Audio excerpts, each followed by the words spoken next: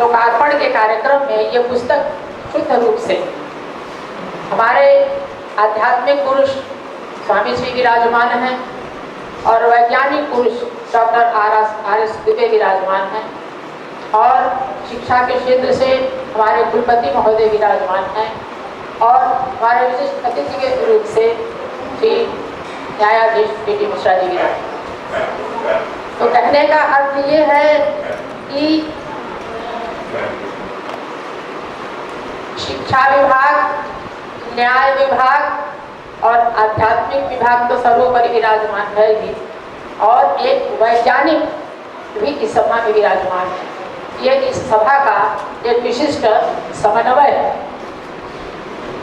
और इसी क्रम में मैं स्वागत के लिए डॉक्टर आर एस दुबे को बुलाती हूँ। वो सभी अतिथियों का स्वागत करेंगे और अपने विषय का जो मूल उद्देश्य है वो बताएंगे।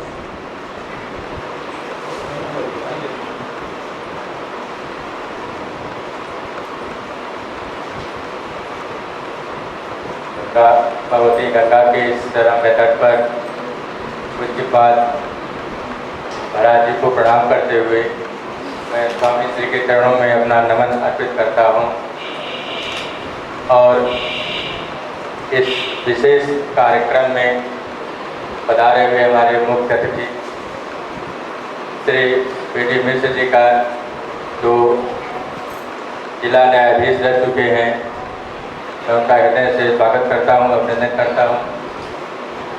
और विज्ञान के क्षेत्र में आप बार बार जो कहते हैं विज्ञान है, विज्ञान है, विज्ञान है, उसकी समुचित व्याख्या के लिए एक सबसे प्रतिष्ठित वैज्ञानिक इस समय विश्व स्तर पर जाने जाने वाले और ख़ास करके विषाक्त धातुओं के बारे में जिनकी विषाक्तता का परिचय या लोहा हर जगह घूम रहा है, उस पर बृहद कार्य करने वाले प्रोफेसर रमाशंकर दुबे जी, जो इस समय भागलपुर विश्वविद्यालय के तिलका मांझी यूनिवर्सिटी के वाइस चांसलर हैं। वह आपके लिए छोटा पद है क्योंकि आपको मैं जानता हूँ अंतर्राष्ट्रीय स्तर पर आपके एक शोध का कम से कम हजार अंतर्राष्ट्रीय वैज्ञानिकों ने अनुसरण किया है, जो सबसे बड़ा कार्य है अध्ययन की दुनिया में, विज्ञान की दुनिया में। जो सबसे बड़ा कार्य होता है कि आपके शोध को बड़े लोग जो है संदर्भित करके अपने को फिर लाभान्वित हों, उसमें आपका नाम अग्रणी है। आप जब भी जाएंगे सर्च करेंगे नेट पर, पूरा का पूरा डाटा आपको मिल जाएगा। तो ऐसी विभूति का मैं इस कार्यक्रम में हृदय से स्वागत करता हूं और यह आशा है कि हमें जो भी वैज्ञानिक व्याख्या की आवश्यकता होगी न्यायालय को उपलब्ध कराने के लिए प्रोफेसर दुबे साहब हमें उपलब्ध कराते रहेंगे। और जहाँ तक रही बात हमारे मुख्य अतिथि श्री गणेश दत्त दुबे जी नहीं पहुँच पाए हैं, उनको जो है दर्द शुरू हो गया स्टार्टिस का, उन्होंने अपना संदेश भेजा है जिसे जो है स्वामी जी को अर्पित कर दिया गया है। और आप सभी अच्छी तरह से जानते हैं एक वर्ष से पहले यह शहर किस तरह से विसंगतियों से जूझ रहा है, जबकि काशी की पहचान या काशी की भूमि ज्ञान का क्षेत्र है। तो जब भी ज्ञान की आवश्यकता पड़ती है तो काशी ने उसे जो है अपना आध्यात्मिक ज्ञान, सामाजिक ज्ञान, धार्मिक ज्ञान, नैतिक ज्ञान, हर तरह के ज्ञान का केंद्र है दिया है। आज मूर्ति विसर्जन को लेकर के हमारे स्वामी श्री जिस तरह से उन्होंने कहा गया है कि मान वीर का बढ़ जाता है रण में बलि होने से, मान वीर का बढ़ जाता है रण में बलि होने से, मूल्यवती होती सोने की यथा भस्म सोने से। इस देश में हमारी जितनी भी आध्यात्मिक चीज़ें हैं जो हमारी आध्यात्मिक खाती है, चाहे वो हमारी भगवती गंगा हो, हमारा धर्म हो, हमारी संस्कृति हो, उन्हें वो तमाम तरह की संगतियों से जूझ रहे हैं, जिसमें अभी तत्काल आई हुई जो सबसे बड़ी समस्या थी मूर्ति विसर्जन को लेकर के। कई लोगों ने गंगा को बचाने के लिए न्यायालय की शरण ली न्यायालय ने तमाम वैज्ञानिक तथ्यों को मंगाया, जिसमें केंद्रीय प्रदूषण कंट्रोल बोर्ड ने अपनी एक रिपोर्ट सबमिट की। आखिर न्याय का मुख्य आधार क्या है? तो आज न्यायालय और न्यायालय का मुख्य आधार दोनों एक ही मंच पर है, स्वामी जी के समक्ष, जिसे आधार मान करके उच्च न्यायालय इलाहाबाद ने एक आदेश पारित किया है कि मूर्तियों के विसर्जन की एक समुचित व्यवस्था किया जाए। न कहा गया कि गंगा जी में डालने से रोक दिया जाए, एक समुचित व्यवस्था किया जाए। उस व्यवस्था के तहत क्या तांडव हुआ, क्या नर्तन हुआ काशी की धरती पर? जहाँ तक मेरा छोटा अनुभव है कि काशी में इस तरह से लाठी नहीं चली थी जो हमारे बटुकों पर, हमारे सनातन पर, हमारे धर्म पर प्रहार किया गया। उससे बड़ी पीड़ा हुई है पूरे जनमानस को, पूरा भारत उससे आंदोलित हुआ है। और धन्य है स्वामी श्री, उसे उन्होंने अपने ऊपर ले करके जो है फिर भी पूरे वातावरण को शिव की तरह शांत किया।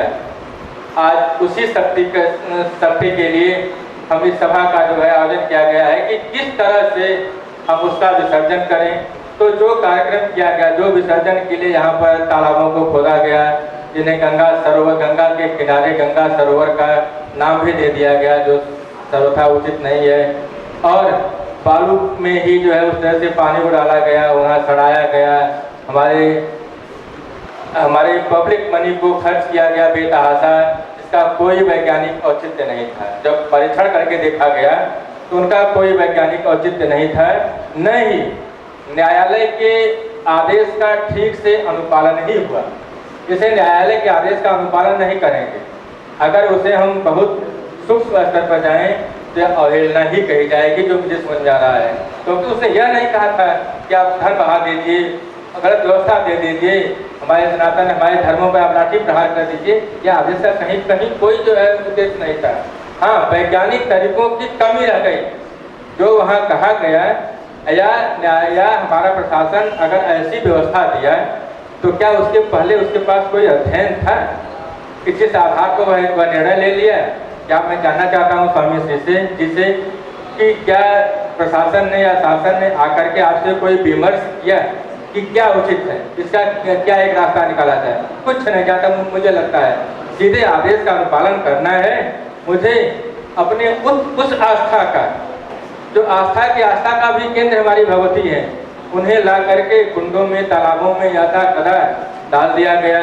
उसमें कुछ कमियां हमारी भी हैं, हमने खुद करके जो है उसके लिए सामने नहीं आए और इस विकृति को, चाहे बलात् कह लीजिए जो सुनने को आया, शासन का दबाव था, क्या था, तो हमारा जो मूल उद्देश्य रहा है इस पुस्तक को ले आने का, एक वैज्ञानिक अध्ययन करके न्यायालय को साक्ष्य प्रस्तुत करना, ताकि उस साक्ष्य को जो है ले करके और अपने आदेश को पुनः एक बार जो है परिमार्जित करे और इसका एक समुचित समाधान निकाले, जिससे हमारा शासन, प्रशासन पूरी एक समुचित व्यवस्था दे सके, जिससे कि हमारे धर्म की भी रक्षा हो, हमारे आस्था की भी रक्षा हो, हमारे परंपरा की भी रक्षा हो और नदियों के लिए की रक्षा हो।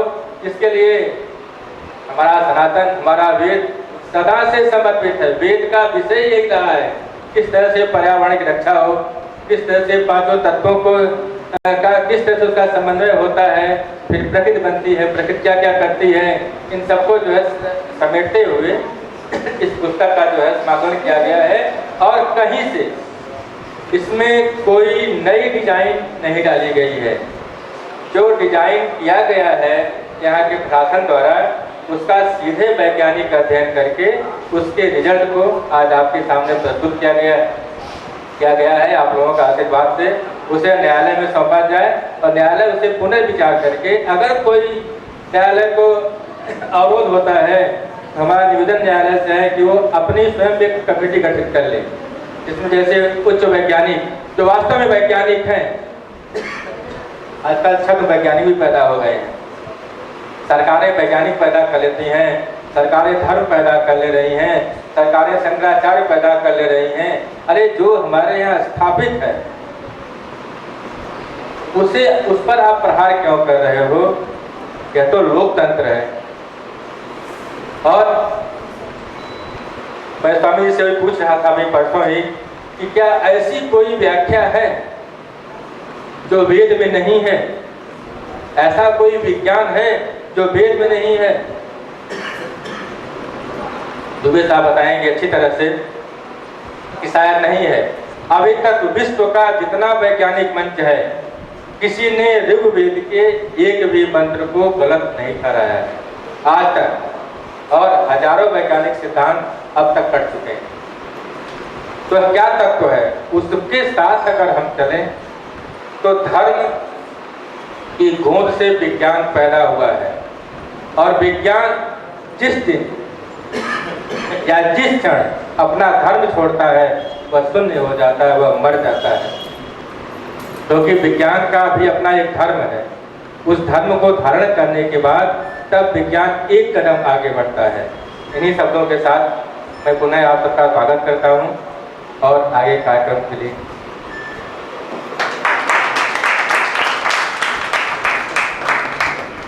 धन्यवाद वैज्ञानिक डॉक्टर आर.एस. दुबे। अब दुबे जी ने अपने पुस्तक का संदर्भ बता दिया है और उन्होंने अपने मन की कुछ इसमें व्यथाएं भी कही हैं। अब आगे के क्रम में उसी पुस्तक का लोकार्पण